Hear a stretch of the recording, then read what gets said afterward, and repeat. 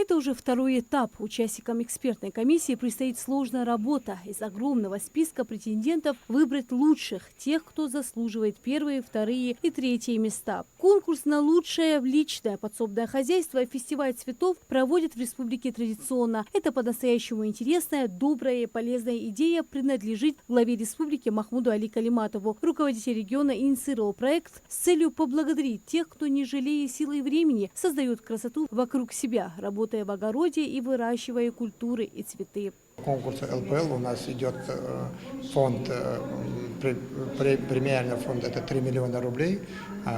Там у нас определяется первое одно место, два вторых места и два третьих места. И потом поощрительные по 10 денежные призы, по 10 человек. И конкурс фестиваль цветов, это у нас первое, второе, третье место, и остальные средства идут на, то есть целый миллион денег идут, так сказать, делятся на остальных участников конкурса.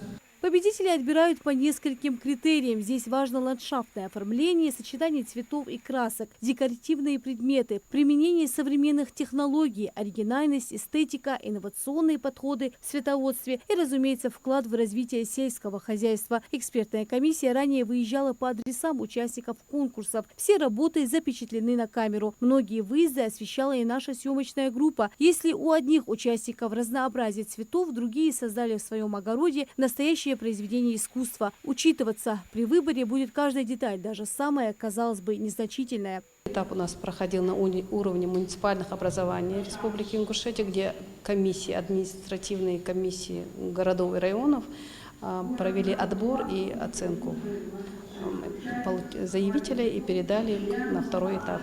На втором этапе конкурсная комиссия в составе выезжала по адресам конкурсантов и определили, дали предварительную оценку. Сегодня региональная конкурсная комиссия подводит итоги. И по результатам отбора у нас прошли 5 участников.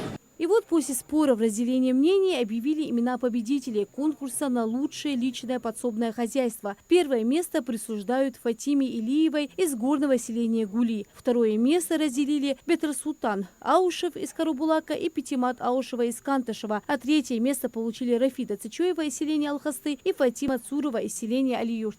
Конкурсная комиссия приняла решение, что это наилучший наш участник по размеру земельного участка, по растениям, по насаждениям, по оформлению, по всем этим критериям. Вслед за лучшим ЛПХ определяют, у кого самый красивый сад и чувство вкуса. Первое место у нас уходит сельское поселение Барсуки, занимает участница Тутаева Джульетта Магомедовна. Второе место мы присвоили Кориковой Азии Нурадиловне, Гамурзийский муниципальный округ. Третье место уходит город Карабулак, а его получает Лянова Аза Джабраиловна. Победительница фестиваля цветов Джульетта Тутаева из селения Барсуки уже 7 лет отдает всю свою нежность и заботу своим розам. Именно с них началась ее личная цветочная история. На относительно небольшом участке дворовой территории женщина разбила красивый сад. Более 100 разновидностей цветов, самых разных, однолетних и многолетних. Гортензии, петунии, лилии и гиацинты соседствуют с розами, жасмином, ромашками и такими растениями, как львиный зев и колокольчики. На вопрос нашего корреспондента, куда пойдет выигрыш, если первое место будет вашим, Джульетта, не раздумывая, ответила: новые растения точно будут в списке.